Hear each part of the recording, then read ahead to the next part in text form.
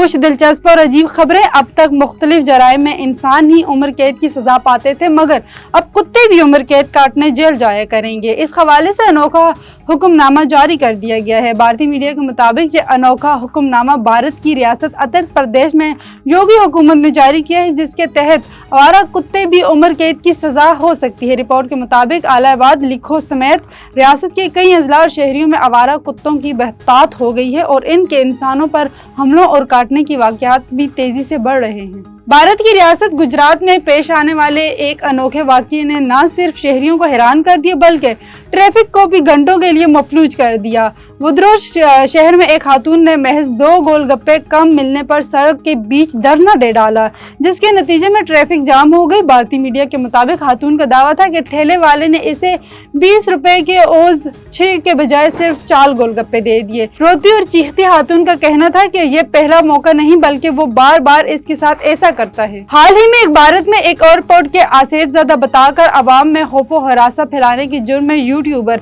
अक्षय वशिष्ठ को गिरफ्तार कर लिया गया है। यूट्यूबर को दिल्ली से गिरफ्तार किया गया है। ताहम यूट्यूबर ने गोवा के मुनाहिर इंटरनेशनल एयरपोर्ट से मुतालिक अफवाहें फैलाई थी। यूट्यूबर ने वीडियो में दावा किया है कि हवाई अड्डा मुर्दों को जलाने की जगह पर बनाया गया है और हवाई अड्डे पर पुरानी माफोक अल-फितर सरगर्मियां हो रही हैं। यूट्यूबर ने कहा है कि त्यारे रात में प्रवास करने से गुरेज करते हैं।